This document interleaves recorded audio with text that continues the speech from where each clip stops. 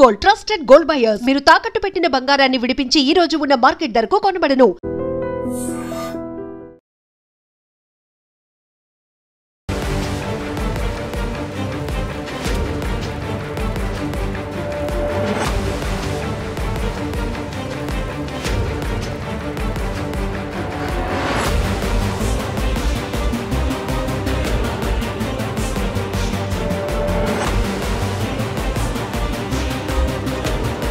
నమస్కారం, welcome to iDream. నేను మీ సంగీత.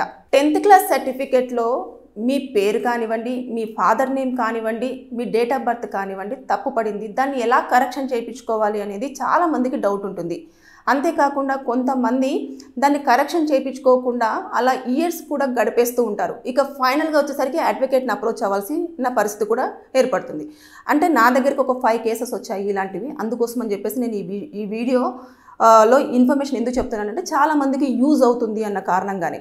మీకు బోర్డు నుంచి వెళ్ళి 10th క్లాస్ సర్టిఫికేట్ ఇష్యూ అయిన తర్వాత వితిన్ 3 ఇయర్స్లో కరెక్షన్ అనేది చేసుకుంటే మీకు ₹1 కూడా ఖర్చు అనేది ఉండదు. ఒకవేళ 3 ఇయర్స్ తర్వాత మీరు కనుక కరెక్షన్ చేయించుకోవాలి అనుకుంటే దానికి కొంచెం ఖర్చు అవుతుంది. పేపర్ యాడ్ ఇవ్వాలి, దాంతోపాటు అడ్వకేట్ దగ్గరికి వచ్చి ఒక అఫిడవిట్ తీసేసుకొని దాన్ని సబ్మిట్ చేసి ఆ ప్రాసెస్ అంతా కూడా ఉంటుంది. కొంచెం ఫీజు అయితే మీకు ఖర్చు అయ్యే అవకాశాలు ఉంటుంది. అయితే నేను 2 రకాలుగా చెప్తాను. దాదాపుగా సంవత్సరంలో 2 రాష్ట్రాల నుంచి 1500 మంది స్టూడెంట్స్ వరకు కూడా ఈ సర్టిఫికేట్లో కొన్ని కరెక్షన్స్ ఉన్నాయని చెప్పేసి కూడా అప్లై చేసుకోవడం అనేది జరుగుతూ ఉంది. అంటే వితిన్ 3 ఇయర్స్లో చేసుకునే వాళ్ళు తక్కువ శాతం అయితే, వితౌట్ అంటే 3 సంవత్సరాల తర్వాత చేసుకునే వాళ్ళే ఎక్కువగా వస్తున్నారు. అఫిడవిట్ల కోసం అడ్వకేట్స్ దగ్గరికి రావడం జరుగుతుంది. అయితే ముందుగా మీరు 10th క్లాస్ ఎగ్జామ్ కంప్లీట్ అయిపోయిన తర్వాత మీరు మంచిగా ఏ గ్రేడ్లోనో ఏ ప్లేస్లో అలాంటి మంచిగా పాస్ అయ్యారు, మీకు మార్క్స్ మెమో అనేది బోర్డు నుంచి ఇష్యూ అవ్వడం జరిగింది. అయిన తర్వాత మీరు చెక్ చేసుకోవాల్సింది ఏంటంటే, ఫస్ట్ మన సర్నేమ్తో పాటు నేమ్ అంతా క్లియర్గా కరెక్ట్గా ఉందా లేదా విత్ స్పెల్లింగ్తో సహా. దాంతోపాటు ఫాదర్ నేము అలాగే డేట్ ఆఫ్ బర్త్ అన్నీ క్లియర్గా ఉన్నాయా లేదా చూసుకోవాలి, కరెక్ట్గా ఉన్నాయా లేదా అనేది చూసుకోవాల్సింది ఫస్ట్ స్టెప్.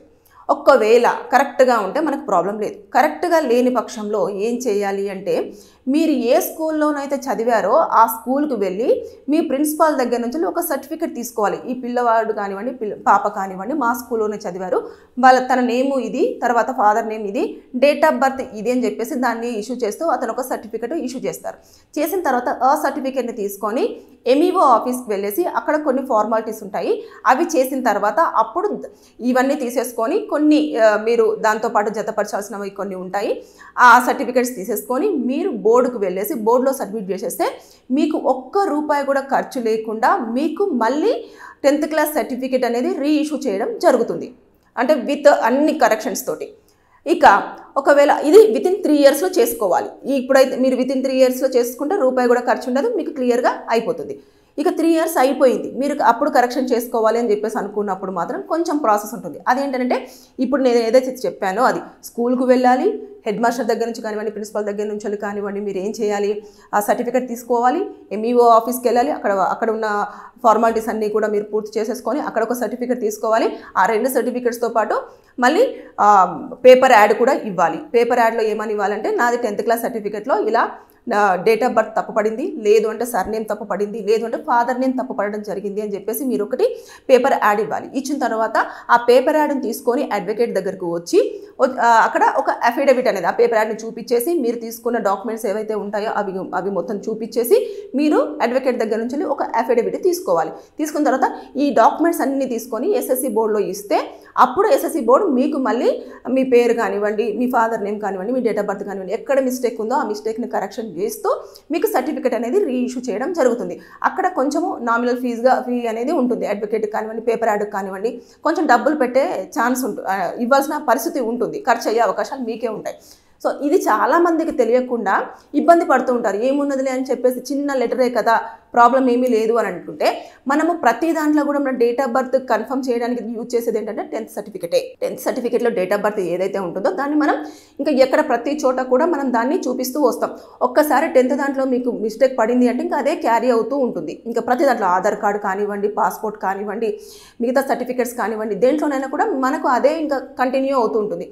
ఇక దానివల్ల ప్రాబ్లమ్స్ ఫేస్ చేసే అవకాశాలు ఉంటుంది. కొన్నిసార్లు 10th క్లాస్ సర్టిఫికేట్లో ఇలా ఉంది, మీరు డిగ్రీలో వేరే పేరు ఇచ్చారనుకోండి, డిగ్రీ సర్టిఫికేట్లో అంత చెకింగ్ ఏమి ఉండదు కాబట్టి మనకి ఏమవుతుందంటే అదే పేరు రావడం జరుగుతుంది.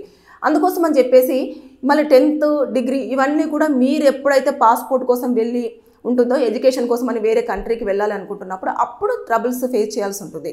ఇవన్నీ కూడా ఉద్యోగం అప్పుడు కూడా కొన్నిసార్లు కార్పొరేట్ కంపెనీస్ కూడా ప్రతిదీ చెక్ చేస్తారు. Aadhaar card, certificates, 10th certificate, ఇవన్నీ ఒక్కటి మిస్టేక్ ఉన్నా కూడా వాళ్ళు రిజెక్షన్ లిస్ట్లో పెట్టడం అనేది జరుగుతూ ఉంటుంది. కాబట్టి 10th క్లాస్ సర్టిఫికేట్ అనేది మన లైఫ్లో చాలా ఇంపార్టెంట్ సర్టిఫికేట్. మనకు ఫస్ట్ పబ్లిక్ అంటే ఏదైతే బోర్డు నుంచి వెళ్ళి మనం పబ్లిక్ ఎగ్జామ్ రాస్తాం కాబట్టి బోర్డు నుంచి వెళ్ళి వచ్చే సర్టిఫికేట్ అదొకటే. కాబట్టి దాని నుంచెల్లే మిగతా సర్టిఫికేట్స్ అన్నీ జనరేట్ అవుతుంటాయి. దాని నుంచెల్లే మన పేరు కానివ్వండి, ఫాదర్ నేమ్ కానివ్వండి, అదేవిధంగా డేట్ ఆఫ్ బర్త్ కానివ్వండి, ఇవన్నీ కూడా ఇంక్లూడ్ అయి ఉంటాయి. కాబట్టి మనకు మెయిన్ సర్టిఫికేట్ అయిన 10th క్లాస్ సర్టిఫికేట్లో మన పేరు, surname, father name, date of birth క్లియర్గా ఉండేటట్టు, కరెక్ట్గా ఉండేటట్టు చూసుకోవాల్సిన బాధ్యత మీదే.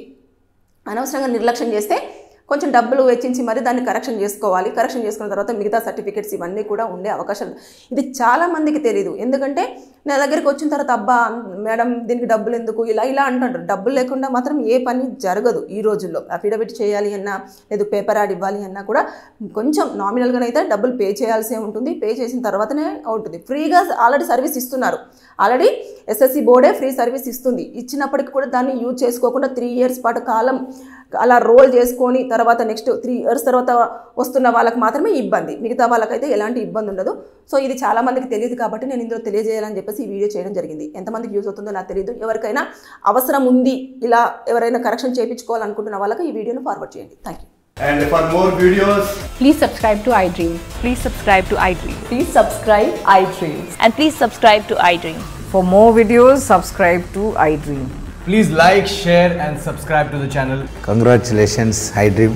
Subscribe to iDream. Subscribe to iDream. So subscribe to iDream Media. iDream ki iDream team andarki huge congratulations. Please subscribe iDream Media.